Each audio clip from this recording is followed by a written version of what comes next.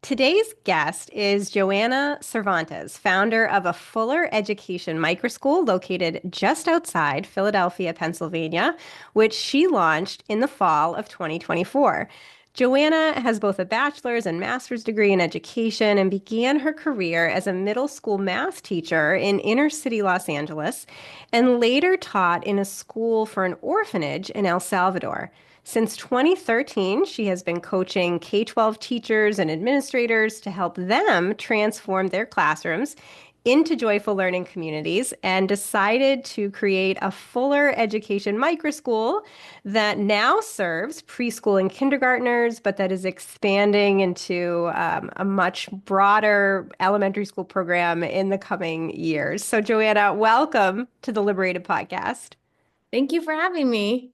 I'm so glad to have you here. We had the great opportunity to meet over lunch last year when I was visiting Pennsylvania and Philadelphia area to meet with school founders, and especially an opportunity that I had to connect with KaiPod Catalyst founders, and you were part of the KaiPod Catalyst network of microschool founders, kind of launching new schools and spaces. So it was great to meet you initially there, and then to have a chance to meet you again at the recent National Hybrid Schools Conference in Atlanta. So glad to have been able to connect those times in person and then to have you now on the show to talk more about your entrepreneurial journey. So let's start, if we could, Joanna, with what got you into education to begin with, and sort of your experience working in conventional classrooms as a middle school math teacher, kind of the early days of your career.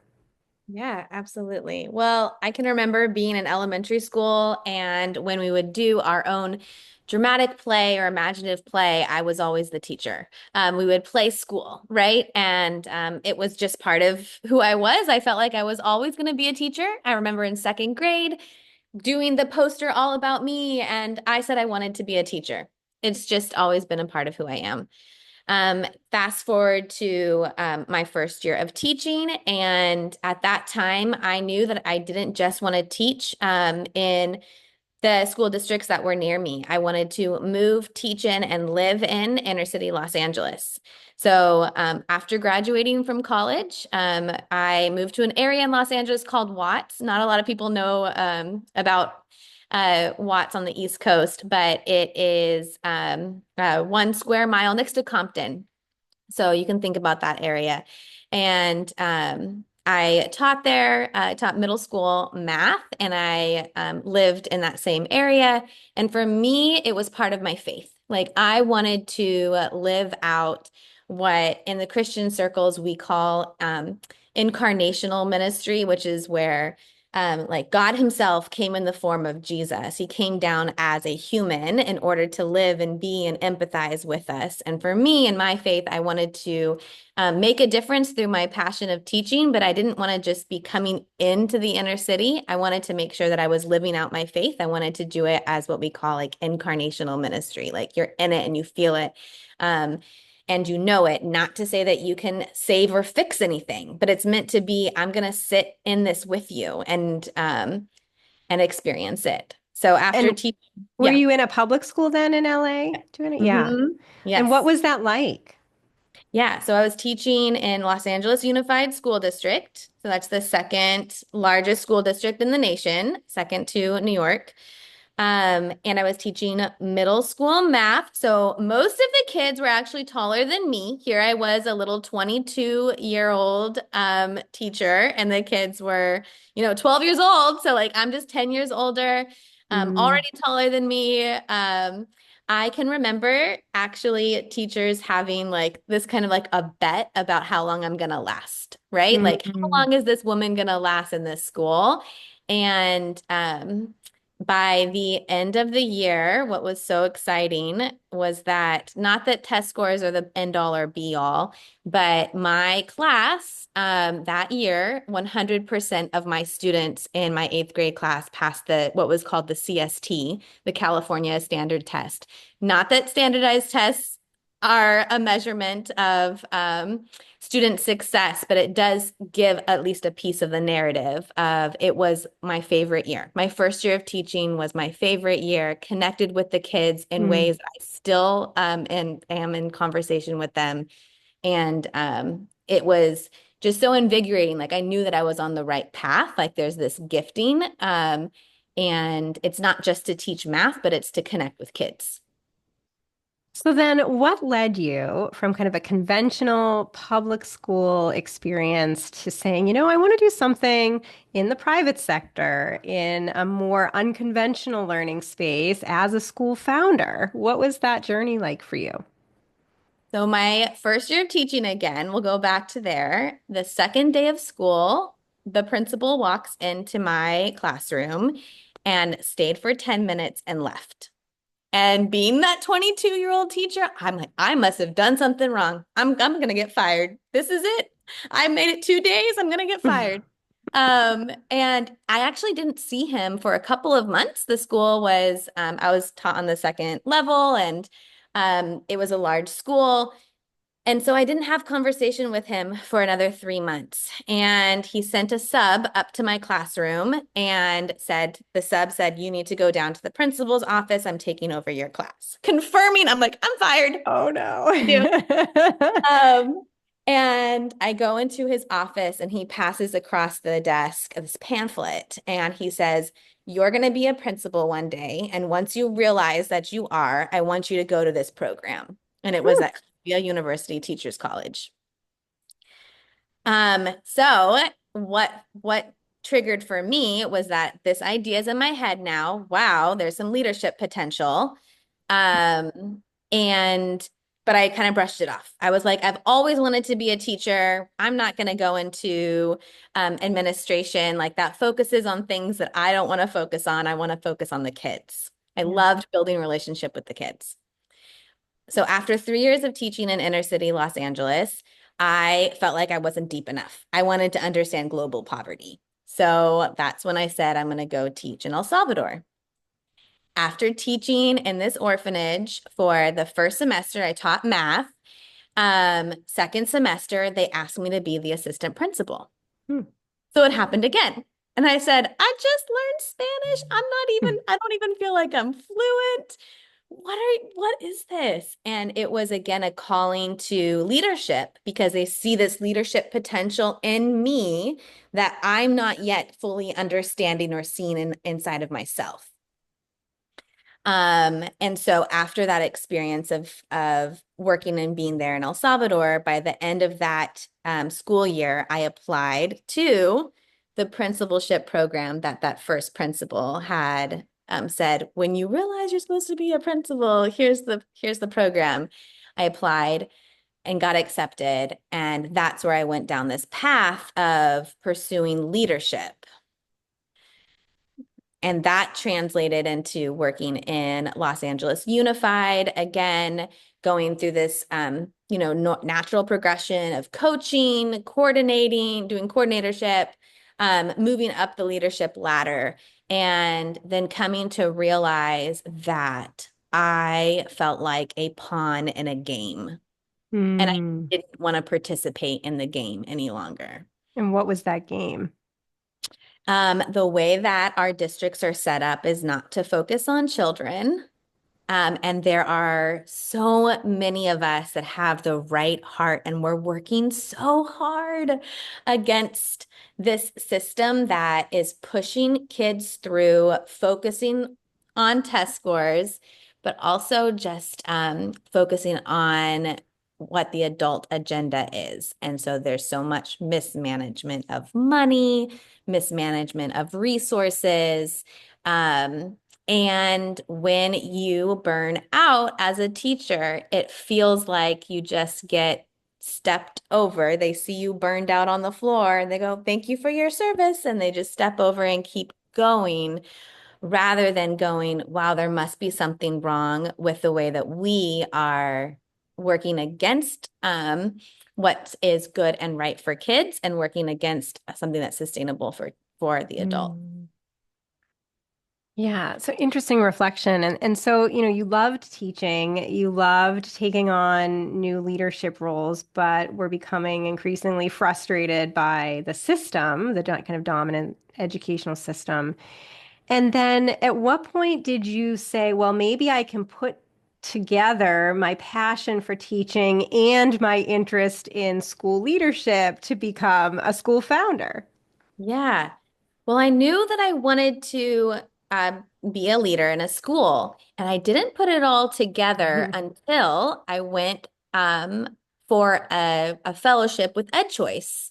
Okay. And I knew that they were looking for individuals, for teachers that were interested in starting their own school. And I knew that I wanted to create my own system, but I couldn't really put the pieces together on how to do this in a way that, like I just mentioned, is what is good and right and natural for kids and sustainable for adults, right? Like I really wanted these two pieces. Um, I just felt like I had been on this like life dissertation of trying to understand education. Public school, I had taught in a charter school. I did this administrative program. I then taught with, or I worked with the UCLA Math Project and was coaching adults. So I was Hmm. like seeing all these sides, right? And I couldn't put together how then do we recreate a system? Like it just feels so daunting.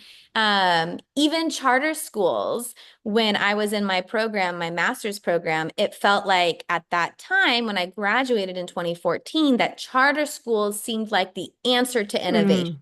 right? So a lot of us that graduated through that program went through to be leaders, and some started their own schools that were charter schools.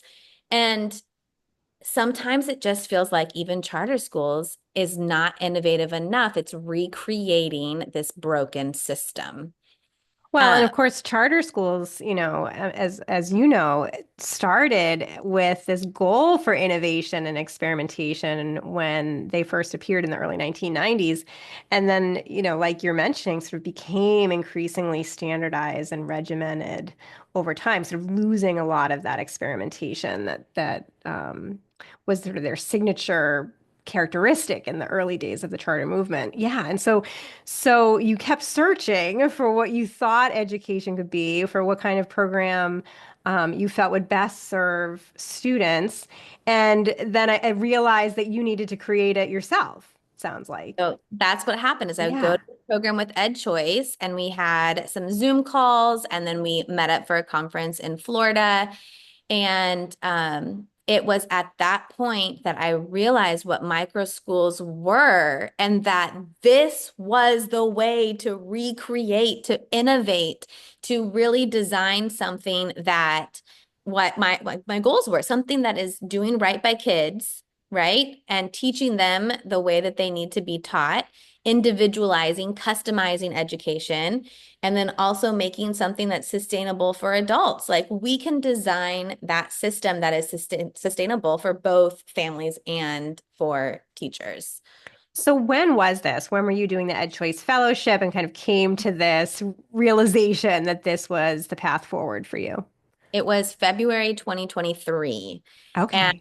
to bring it all together, Yeah. too, the story from El Salvador, when I was there in El Salvador and I applied to that program, I realized that I was supposed to be a leader. I really felt like in 10 years from that point, I was supposed to start like have a proposal, what I thought was an RFP for a charter school at that time. Interesting. I was like, in 10 years from now, I'm going to have my RFP proposal. That was 2013. And in February 2023, exactly 10 years later, Wow. I realized this is it. This is Wow. Oh, that's amazing. Okay, so then what happened next as 23 continued on for you? Yeah, so after that EdChoice fellowship, I started to hear about other organizations. So KaiPod was one of them and applied to be a part of their KaiPod cohort. I was cohort number two. So we started in October. I was so excited that I got accepted. And Yeah. again, it was just so beautiful that like the assignments that we were doing together that happened to be December 2023 was the assignment was to really write down, put forth your complete vision for what you want to create. So after joining KaiPod and like getting into more of the work, the way that they support their founders, I really saw all the pieces coming together. And that was at the end of 2023. And then I launched in October of 2024. Yeah, and you launched in October, you told me, because you had your youngest of three children in August of last year, 2024. So you held off your opening day a little bit so you could have some time with your newborn. So what happened in the spring of 2024? Because one of the great things about the KaiPod Catalyst program is it helps prospective founders not only kind of solidify their vision and a philosophy and approach toward their new school or learning environment, but also kind of figure out the mechanics, the operational aspects of running a school and finding a location and becoming financially sustainable and all of that. So, what was that pre-launch process like for you in the spring of 2024? Yeah. I literally had painters or butcher paper. It was like the painter's paper on my wall in my living room, tore out a big piece, taped it up, and started charting out every part of the vision. Because, like you just said, there's so many mechanics. Leadership, just in and of itself, leadership is hard. Like to be a leader of anywhere. But then to design something and know all of the pieces of it, even compliance pieces, there's so many pieces to the puzzle. So like had to just put it up and I saw it every morning as I'm eating breakfast. Like I would go up and add more pieces to it. And I was really designing not just who I am, but also making a stance on who I'm not. And so Hmm. for every piece, I felt like there was this T chart of like, here's my vision, my mission and vision. Here's what my mission and vision is not. Here is my pedagogy, and here's what my pedagogy is not. And what do I mean by that? Like, I mean that we are not going to be traditional. I'm not looking for that. Or even the piece of curriculum where someone might say that they like schools are all on one curriculum. That's not what I'm doing. I believe that my own children, my Levi and my Luke, my first two kids, I can already see I'm going to be having them on separate curriculums. Like I Hmm. want something that's customized to the child. So I feel like it's important to know what your core values are and like through your core values, what you are not doing so that when you're pressed, when you're questioned, you can also say like that's a really great idea, but that's not what I do. Here's what I do and here's why. So I was working through a lot of even those big picture pieces. Yeah. Yeah, so tell us a little bit more about a Fuller Education Microschool. When you opened in October of 2024, you had four students. You now have seven. You're expecting 15 for the fall and will continue to grow kind of throughout the elementary school ages. Tell us a little bit more about the microschool. Yeah. So I started off at age 3 simply because of my own kids. It hadn't really been part of the vision. In 2013, when I knew I wanted to pursue leadership um, and start working towards having my own school, I didn't know I was going to start at age 3, but it was so beautiful in the way that it all came together because my own children need a school to go to. And this is also part of what makes my school unique. I want Mm, to speak into my relationship with parents. mm, So, I wanted that this was a school for my own kids. I'm designing something that is going to bless and honor them using my gifts to teach my kids, but also bless other families. But I had to think about what does that relationship look like with other families? Like, what is that missing piece of the puzzle? So for my micro school, one of the pieces that sets it apart is the relationship with families. And I say that to mean that when I was in public schools as a teacher, I would see amazing veteran teachers that had been teaching for 20 some years, and they're so good at what they do that the kids don't even realize they're learning. But I would hear a phrase from these veteran teachers, and they would say, when I would say, how do you, oh my gosh, this is amazing. Look at your classroom. They would say, I'm a much better teacher than I am a parent. That phrase really stuck with me because I thought, I don't want that to happen to me when I have kids. I don't want to say that at the end of my career that I'm a much better teacher than I am a parent. And then I translated that even to other parents. How many other parents might say, I'm a much better and fill in the blank to their field of work, right? Whatever their career field is. I'm much better at my career than I am at being a parent. And I was like, this is also the missing piece to the puzzle. How do we build home and school connection so that we aren't like public schools that hold parents at an arm's distance? Right? That parents are seen as like, oh, that's too messy, that's bothersome, but how do we connect and bring our parents in?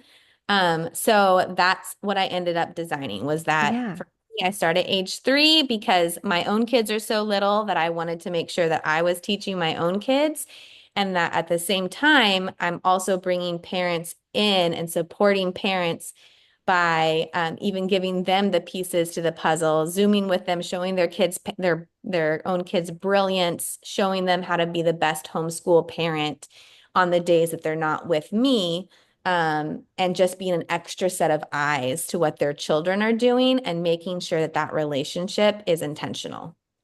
Yeah, so it's really serving homeschooling families is what you're trying to do, and really build that family-centered educational experience with you as sort of a facilitator or a partner in that process. I've talked to other founders who, also want to start in kind of the preschool years and move up, but they sometimes run up against various preschool regulations or daycare regulations in a Yeah. particular state that can be really difficult for kind of allowing for this family focused, flexible learning environment. How did you approach that? I have to be honest, I'm childcare licensed. I went down the path of childcare licensing, and it can feel really daunting because there's a book of regulations that I have, pages. Yeah. And I just want to say for anyone who's listening and feels like they also need to go down the path of childcare licensing, that it is doable. Mm, End of the day, I know that if I was a principal of and Los Angeles Unified School District. If I was a principal, I would also have a book of regulations that I'm going through.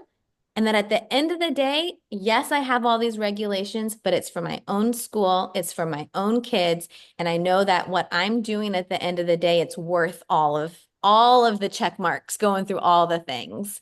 And I'm not no longer a pawn in someone else's game. It's now my game. yeah, and you're sitting in your beautiful space there in the background. So having that daycare license can help you to, serve those younger students. And then as they reach school age, they sort of shift over into more of that kind of homeschooling status. Is that how it works, or how you Yeah. envision it works as you expand? Yeah, exactly. Because once you register with as a homeschool family, you're under the Department of Education versus the Department of Human Services. Yeah. So it does differ. Yeah. So tell us a little bit more about your kind of educational philosophy, and curriculum approach. Yeah.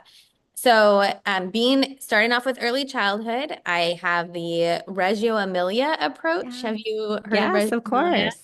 Yep. Yeah. Tell us a little bit more about that, though, Joanna, for those who don't know.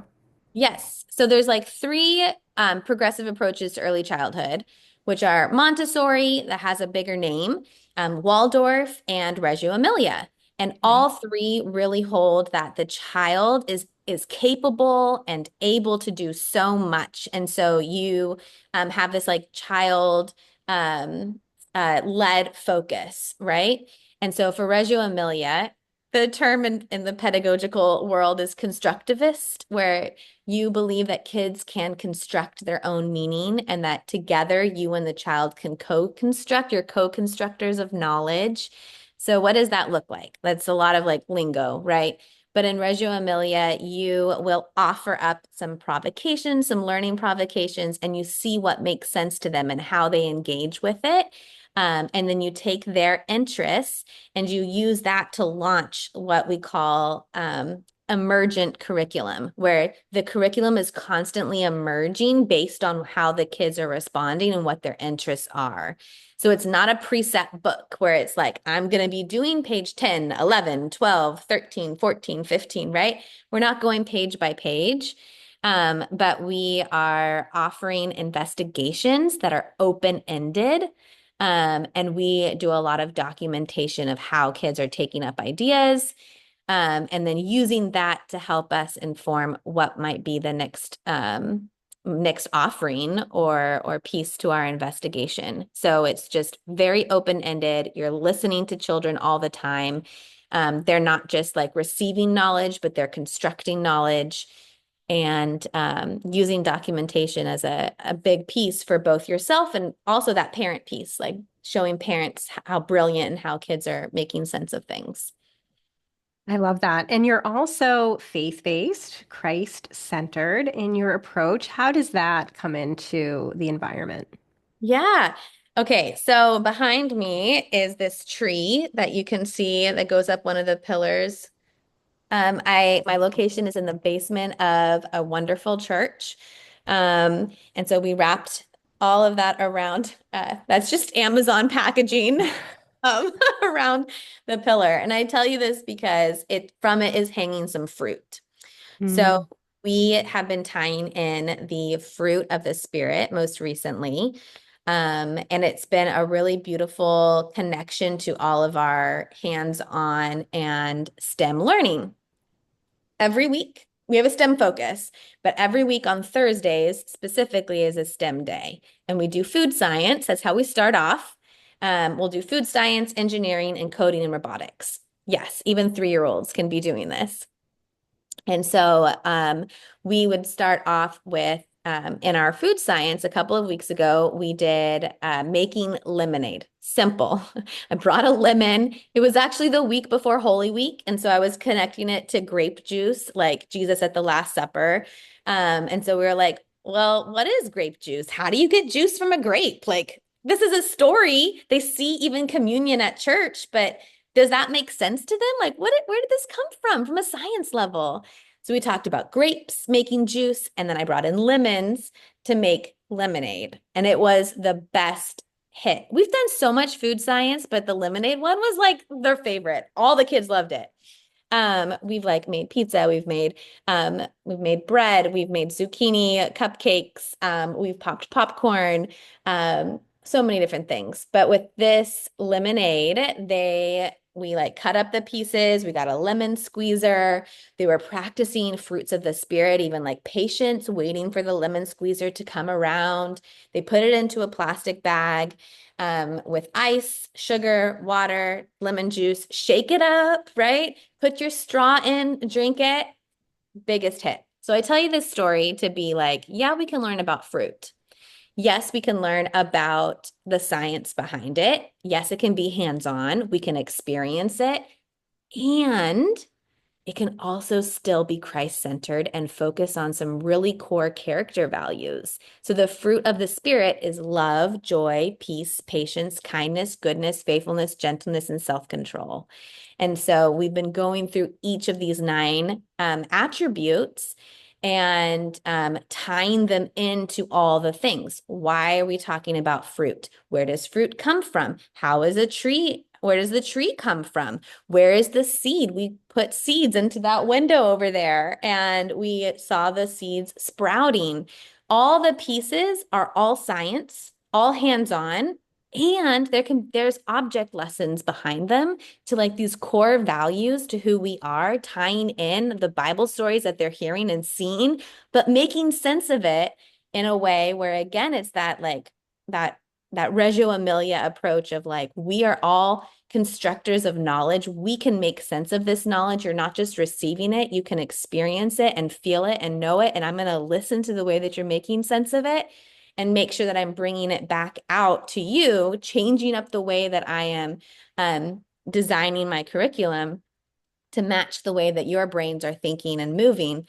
Um, and so everything always has like this bringing it back to scripture and bringing it back to values. And last thing to say is that at the end of the day, now from the fruit of the spirit, they get like a little card that says, I grew the fruit of the spirit today. And we circle which fruit we saw them grow and we write a story to their parent. And at the end of the day, they get a little card that says which fruit, which character value they had been growing in their own hearts. And my own son yesterday, he would not put it down. He like carried this thing. Oh. We go home and he's carrying around this little card and he's so proud of how he grew this character value. It's just, yeah, it's really nice to see the way they are internalizing it and owning it, you know? Oh, I love it. I love your innovative, learner-centered approach and would love to hear now what your plans are for growth and expansion as you move into the elementary years over the coming school years. Yeah. This is what I love about the modern day one room schoolhouse, that siblings can learn together. Mm, That's amazing. And it's been a piece for my families that are coming in. They're like, oh, yeah, I hmm can still have this like family bonding and relationship that's happening in the classroom. And so this space that I have, you can see it's a big open space. There's an additional classroom that's right over here. And so there's the morning meeting where all the kids get to be together. There's investigations where all the kids get to be together. And then there's also going to be our grade level studios. So there's that ages 3 to 5, and we're building up into be that ages 6 to 9. And then after that, it'll be ages 10 to 13. And we'll have these studios where the kids are doing their core, we call it core learning, within their grade level or age span studios, and yet still having that space for that one room schoolhouse mm. feel where we're connecting with one another, and still getting to do like these investigations. But attending to the curriculum in a personalized way. So they're all going to be in their own curriculum, and that's what I want for my own kids too. That pace Right. is their pace, and that the teachers become that guide to help them with their own learning. So the vision is to ultimately be a pre-K to eighth grade Yes. program. Yep. And Exactly. will it be full-time? Will you have various enrollment options given that the families above the preschool level will be homeschoolers? How do you see that playing out? Yeah, even this upcoming fall. So the way that enrollment has landed, my enrollment page literally says Monday morning, Monday afternoon, Tuesday morning, Tuesday Mm, afternoon, and the families just check what they're looking for. So yeah. I mean that to say I've got some homeschool families that are only joining for the STEM in the afternoon. So from 1 to 3 is STEM, and STEM is food science, engineering, coding, and robotics, right? Um, and they are only coming in maybe Tuesday and Thursday in the afternoon. As a homeschool family, their parents are owning the core learning. That's great. I'm so excited they're coming. I've got some families that are joining me just for mornings. And that might be more of that like preschool age, right? They're like, yes, I really want my kid to be um, a part of this, but I don't want them to stay for the full day. Then I've got some that are like in kindergarten. And so they are doing 2 days in the morning and 1 day in the like full day in the afternoon. And so I have a matrix of what each family is signing up for and how we're organizing all of the families. And so it just creates for me like this really big community. I can see it growing already. And then every family is finding the rhythm that Right. fits them, right? Like, isn't that crazy that school can actually fit a family rhythm? And I have love. that flexibility. Yeah, I think that's so great. And it's really one of the reasons that microschool models like yours are gaining popularity among families because once they realize schooling or education can be more flexible and can sort of be responsive to their needs as families, that's what they want, right? They sort of wonder why it was ever one size fits all to begin with. Yeah. Yeah. So as you now reflect on kind of closing in on your first year as a founder, looking ahead to your expansion, what is it like? Kind of this evolution from teacher to principal and school leader to now school founder. What has that experience been like for you? Yeah. Well, like I said, leadership is hard wherever you go, Yeah. right? And even when you're small, like there's just so many pieces that you're balancing. And it has been a joy to be the system designer and to know the people in the system. So here's what I mean is that systems are not just systems are not good or bad, they just are. Mm. However, when a system stops serving the people in the system, that's when it becomes bad. And so for me, the joy that comes is that I know the people within this little community, this little school learning system that we're designing. I know the kids, I know the parents, I know all the pieces to the puzzle. And so creating the system feels good because I know that it is responsive and relational. It is not serving itself, right? It is a system that is focused on the right things and that what works this year, it might change for next year. And that's okay because the kids are changing. The needs are changing. Are we listening to the needs of our parents?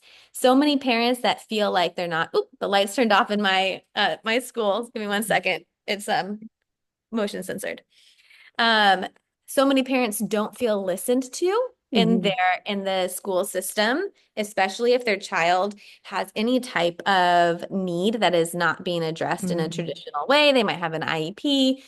Um, and just wonder if parents just felt listened to and they really felt like that the system that was designed had their kid in mind, if they would um, feel very differently about their school. And I want to always make sure that I'm keeping that in check. Is what I'm designing serving the people right here in front of me? If the Right. answer is no, things have got to change. Ah, I love that. Well, I am excited to follow along as you continue to grow and attract more and more families to your magnificent model. And if my listeners and viewers also want to follow along, Joanna, what is the best way for them to connect with you? Yeah, so I'm on Facebook, on Instagram, a Fuller Education. So AFULLER and then education. On Instagram, it's A_Fuller Education. And of course, through the website as well. I would love to connect with anyone who wants to know more. Well, best wishes on your continued success. And Joanna Cervantes, thank you so much for being on the Liberated podcast. Thank you. Thank you for having me.